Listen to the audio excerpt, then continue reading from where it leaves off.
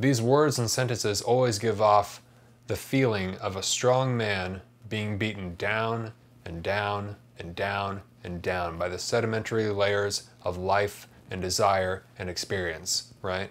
Yet, given just a few more pages, suddenly, they're invigorated. Better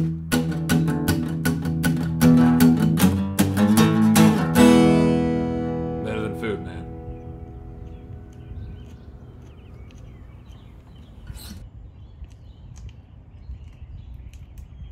Good afternoon, everyone. Welcome to Better Than Food Book Reviews. I'm your host, Clifford Lee Sargent. Great to see you as always. Straight from the gym to the books. Get that coffee. Get that dangerously full cup of coffee wearing a white shirt. Made it. Good deal. Today I'd like to tell you about a damned fine novel.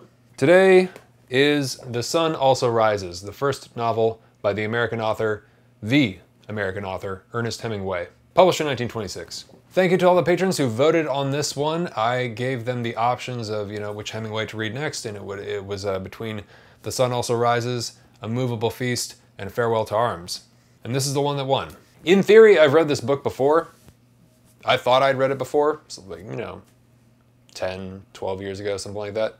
After reading this book, I'm not so sure. I genuinely thought I read it, but reading it again, I realized I didn't remember a thing about it if I did.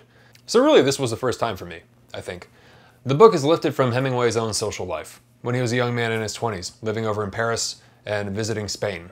This is after he had volunteered in the war in World War I over in Italy to drive an ambulance and had been injured and spent some months in a hospital over there, and then eventually settled in Paris after coming back home to the States for a little bit of time after the war and meeting his wife, Hadley. And they both went over to Paris and they settled down there. And so this book really is composed of, the events that took place over there and the people they knew. To say it's autobiographical is an understatement. And I've actually ordered this book by Leslie Bloom, a fairly recent book, that I plan to review for patrons called Everybody Behaves Badly, which is a line from the book, which is all about the true stories behind the novel. So, our protagonist is Jake Barnes, of course based off of Hemingway himself. Young man, highly social. He's a heavy drinking newspaperman who works in Paris, who was injured in the war, World War I. His injury, which is never explicitly described, but from what we can infer, has left him unable to have sex. He can't have sex. Which, that premise is so great already. Obviously, this is coming from Hemingway's real life experience, not that, it's a more extreme version of what he experienced. He was injured in the leg, He was hit with a bunch of shrapnel from a mortar shell that exploded I'm watching the Ken Burns documentary. I think they said it was 3 feet away from him or something like that. And I know at least one guy was killed. And yeah, he just had his leg and his foot just, tons of shrapnel in there. So he had to be operated on in, I think, Milan, in a hospital in Milan. And he's 19, 18, something like that. Maybe, yeah, 18 or 19, I think. He had to have an operation in Italy, in Milan, with no anesthetic, no anesthesia. So, yeah, man, it was a different time. So yeah, Jake Barnes is a journalist living in Paris. And Hemingway was actually working as a correspondent in Paris for the Toronto Star. So that's obviously lifted from real life as well. It's an expat novel, right? It's a travel novel. It's a novel of an American seeing all of this new territory with fresh eyes. Fresh, very drunk eyes. So Jake has recently run into an old flame of his named Brett. Lady Brett Ashley, whom everyone calls Brett, whom he's still in love with, and the feeling is mutual. But the consummation of their romance because of Jake's injury is obviously impossible. The setup is great. So Brett's very adventurous, very promiscuous, holds her own with all of these guys who are troublemakers, and she's engaged to this bankrupt alcoholic named Michael, who is part of the group that forms and travels down to Spain in the book. So Jake decides to embark on a trip with his friend Bill and another author who's kind of a friend acquaintance named Robert Cohen. Cohen has been hanging around Jake and is unaware that Jake knows that Robert has slept with Brett. whom Cohen is infatuated with and actually has left his wife to pursue, even though he knows she's gonna marry Michael, and Brett seems the infatuation is not mutual in this instance. So, the plan is for the guys, that is Jake and Bill, to head down to northern Spain for some trout fishing in the Basque region, and later meet up with Brett and Michael in Pamplona, Spain, for the Festival de San Fermin, with the running of the bulls and the bullfights, and it's like 7 days of total hedonism. I want to go to that. A fiesta, right? Brings in all sorts of people, lots of British who are visiting Biarritz up on the coast in France, up above them. Beautiful place if you ever get the chance. Big surfing community over there. So, as you could guess, naturally, in the course of the events, with all the romantic tension, alcohol, and passions, everything goes to hell. It was like certain dinners I remember from the war. There was much wine, an ignored tension, and a feeling of things coming that you could not prevent happening. Under the wine, I lost the disgusted feeling and was happy. It seemed they were all such nice people. To add gasoline to the flames, Brett, who's quite promiscuous, decides to have an affair with a 19-year-old bullfighter named Pedro Romero, named by Hemingway after a famous bullfighter from the 1700s, who was fighting alongside the likes of the real-life bullfighter Juan Belmonte, who actually, like Hemingway, also committed suicide by gunshot. The year after Hemingway did, actually, in '62. And I believe it's suspected that, he was inspired by him, since they were friends. So yeah. So it appears that all the characters in this book are based off of real people whom Hemingway knew. And the events are inspired by several trips taken by Hemingway and his wife Hadley to Spain. But Hemingway was a very, very, very talented liar. In real life, he was competing with the author Harold Loeb for the attention of Lady Duff Twisden, who accompanied all of them on the trip. And this is, Hemingway has his pregnant wife with him on this trip, and so, yeah. So for those of you who have read it, I think Michael's excoriating drunken attacks on Cohen are actually inspired by what Hemingway did, which is pretty, that's a really tough part of the book. That's a nasty, nasty part of the book. Great writing, excellently written, but it's like, ooh, man. The characters can be so cruel to each other in this one. And Hadley was pregnant with Hemingway's first son on this trip. Their marriage and relationship would end not too long after this book was finished. And, Hemingway had several, I think 3 wives after her, but apparently she was the only one he really loved. Hadley was the only one that Hemingway ever really, truly loved. And I think the ending of that marriage really fucked him up. Hurt him deeply, So, it's like, this is what it seems to me. Just my opinion.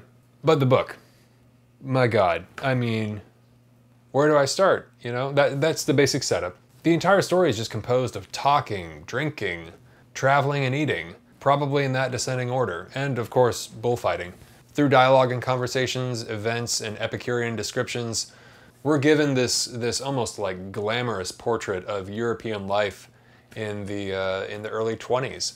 And it's just, maybe glamorous is not the right word. It's because it's not so ostentatious that it's like, but it's just simply beautiful. Just the time that everybody has to drink and eat and talk and just enjoy themselves and each other, and to just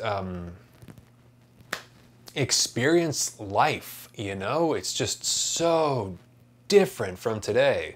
It's so different. I think really what it is that you had time, and you could afford, people still had money problems, don't get me wrong, and there's characters in here that definitely have money problems, but there's something about the era which just seemed to allow people to breathe a little bit more. I don't know, something like that, And the book's vitality has not been diminished in the 97 years of its existence. I mean, that's just, it still feels fresh, you know what I mean? Feels totally modern. Hard to believe, man. So it's a gorgeous travel novel. I mean, it's a beautiful travel novel. Perfect for any lover of the outdoors or would-be naturalist or amateur outdoorsman, or for those who would like a European vacation without leaving their armchair, which would be something like me. I'd probably fall into that category.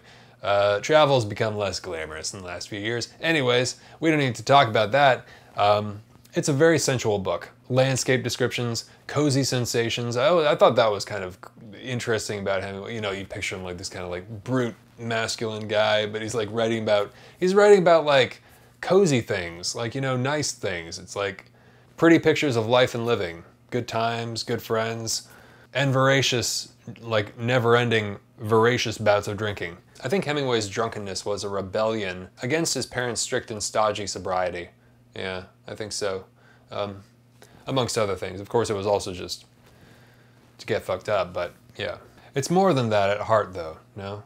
It's about the beauty of the world, you know, and what's left for a man after he can't, for a young man, after he can't have sex, after he can no longer take part in the fundamental thing that makes him a man, right? Is this enough to keep living, is what the book asks me. I don't know, is all I can say in reply. I hope, for Jake's sake, you know?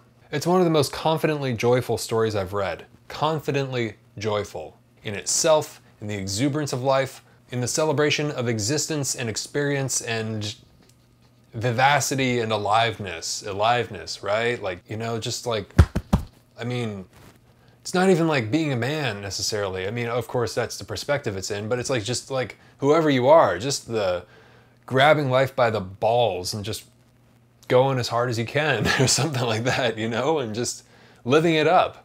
Something that is just not popular anymore. Or I just like that kind of carpe diem is just kind of not in our culture. We have a kind of like different thing now, which is like this kind of like weird fucked up positivity or something like that. It's kind of like, it's all kind of like fake. I don't know. Everybody's trying to sell you something. It's a beautiful novel, simply written but conceptually meaningful. Not complex in its writing, but with a great deal of substance. It's subtle, you know, it's the iceberg thing, right? The only other book I've read to incorporate a bullfight in the 20s was Story of the Eye by Georges Bataille, who actually used a real event that Bataille had witnessed, which was the death of the bullfighter Manuel Granero in Sevilla. Bataille was in the audience and actually saw it, so he worked that into the book. So as the fiesta rages around him, and the festival and the fights and the passions erupt around him, Jake, though drunk with the rest of his crew, remains a rock somehow. There's just something about him which is so steadfast. You know, it's that whole what did Hemingway say? He said, I'll look it up here. Yeah, courage is grace under pressure, and that's what the Hemingway archetype is. It's grace under pressure. And Jake's under a hell of a lot of pressure. But somehow he remains graceful throughout all of it, even when he's absolutely plastered, shit-faced drunk. These are men who drink. Men and women who drink. Seriously drink. And they have reason to, you begin to discover throughout the book. It's subtle, but it's there. They're what Gertrude Stein famously called, no doubt you'll have heard this term 5,000 times already, the lost generation. And in fact, she's quoted as saying that in the beginning of the book. This is the first generation of humans who have lived through a world war, right? These men and women have seen the most horrific combat to date in human history, right? Trench warfare. And, disillusioned, jaded, have somehow lived to tell the tale, and do whatever they will with the remainder of their days, the leftover pieces of their lives, right? Ghosts of the war appear occasionally in the novel. A soldier without an arm in San Sebastian, an Englishman who's also visiting the Spanish trout country, who keeps on insisting that he's had such a good time with Jake and Bill when they're all visiting and, you know, they meet and they're hanging out there and they're fishing and just like drinking and eating and just enjoying each other's company. And in this subtle but very moving and revealing line, he says, let's see, it's on 134 of this edition. Harris was a little tight. Tight in this book means drunk. I say, you don't know what it's meant to me to have you chaps up here. Really, you don't know how much it means. I've not had much fun since the war. We'll fish together again sometime. Don't you forget it, Harris. We must. We have had such a jolly good time. But it's just that line, like, you know, he hasn't had much fun since the war. It's like, how could you? You know, just the, you know, we haven't been at war per se. And knock on wood, we're not going to get into the third one here. But living through these last few years, you, just as much as I, wherever you are, whoever you are, you can probably say definitively that things have not been much fun. And while of course it certainly doesn't compare to having been in or around World War I, I'm starting to get an inkling of what it may have felt like, you know what I mean? So this is the lost generation. This is how they're handling it. One way of handling it is to have a good time. And having a time good enough to combat a time that bad means getting fucked up, son. And boy, howdy do they. And Brett keeps up with them all, right? She's the worst of all of them. She puts most modern drinkers to shame, frankly. I mean, it's obscene. She's already getting the shakes, right? It's bad. I mean, it's just real bad. These people just don't have, they don't have long, you know? Beer, wine, brandy, cognac, whiskey, absinthe, y mas. They're all headed straight for death. I mean, all of us are, but some more literally than others. So let's talk about the style of the book. You know, Hemingway's style is instantly distinctive. Nobody writes this way, even when they try. Strong, confident, manly sentences that balance nuanced sensitivity with bravado. It's not sentimental writing, but occasionally it does have a moving vulnerability, right? Enjoying living was learning to get your money's worth and knowing when you had it, you could get your money's worth. The world was a good place to buy in. It seemed like a fine philosophy. In 5 years, I thought, it will seem just as silly as all the other fine philosophies I've had. Perhaps that wasn't true, though. Perhaps as you went along, you did learn something.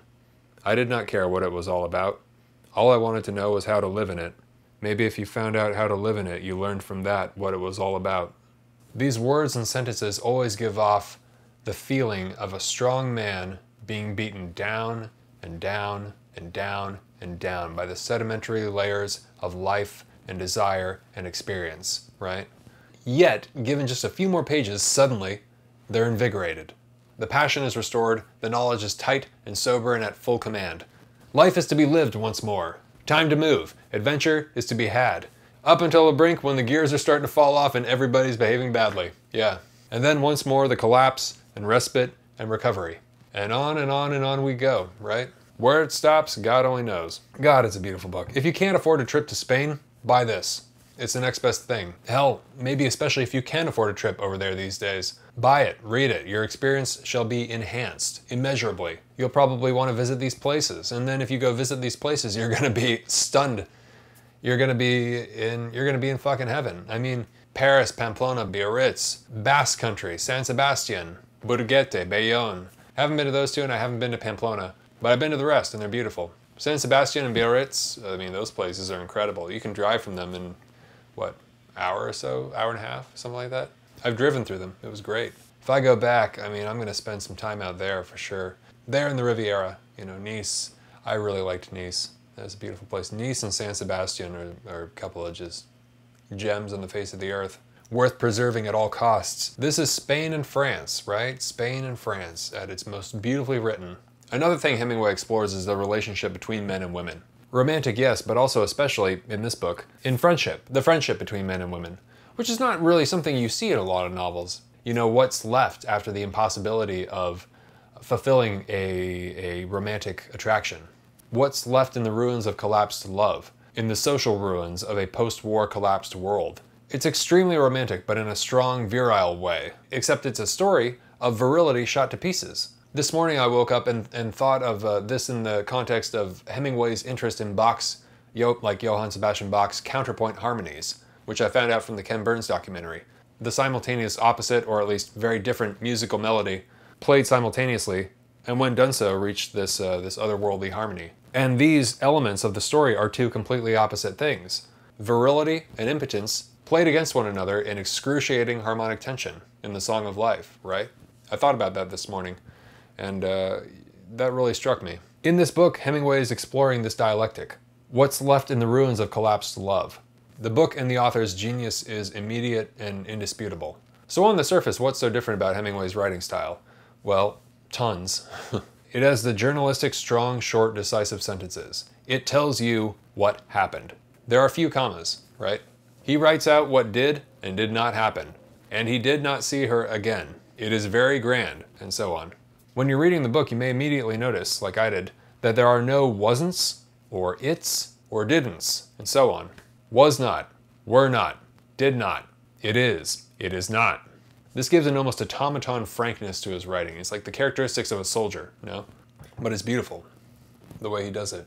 And there's a charming turn of phrase that Jake and Brett employ. They call things damned this, damned that. Damned fine. damned good, and so on. They're a damned pair, damned lovers. Damned indeed. It's a perfect book.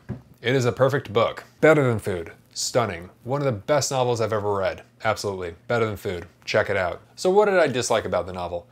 There's one of the travel scenes where he's like literally describing every single thing in the landscape that he's seeing as if you were sitting right next to him. Sometimes it's difficult for me to kind of put together the picture in my head. And so that was an onslaught of geographic details, which I actually found really interesting, but perhaps it dragged on a little bit. It seems like kind of an experimental part of the novel to try and get you right in there. It felt a little long-winded. I mean, that's not even a complaint. I mean, there's nothing I disliked about the novel. I really don't have anything, you know? This is one of the best books I've ever read. It's a little difficult for some reason in books for me to get the picture of spaces, physical spaces, like landscapes or rooms or structures built in my head to see properly. I don't know why. This seems like one of the only things that is a little bit difficult for me. Conceptual things usually don't seem to be an issue, but the physical things, for some reason, I don't know. It's weird. Yeah, but that's just me. Better Than Food, without question. Damned fine novel. Coffee time. For those of you who are new, thank you very much for stopping by and watching. I take all the names of the patrons on Patreon who have donated $5 or more per video to the show. I place their names in this mason jar, and for every review I do, I pull out a name, and whoever's name I pull out, I send them a hard copy of the book I'm reviewing, plus a bag of coffee, roasted by yours truly. And the coffee is delicious. And if you would like to get in on that and help support the show, I sincerely appreciate it. Thank you very much. You can click on the link below, or go to patreon.com/booksarebetterthanfood and donate $5 or more per video, and I sincerely appreciate it. Thank you. If you donate $1 or more, you can get access to the cool stuff listed below. Awesome. And international shipping is now included. So, thank you very much to all the patrons, and best of luck. Okay, here we go. Cameron M. Thank you very much, Cameron. You're going to receive The Sun Also Rises by Ernest Hemingway, plus a bag of coffee, roasted by yours truly, and I hope you enjoy both. Cheers. Well, that is all I've got for you today. Thank you very much for stopping by and watching. Hope you're doing well, and I will talk to you really soon. But until then, please always remember to bring a book wherever you go.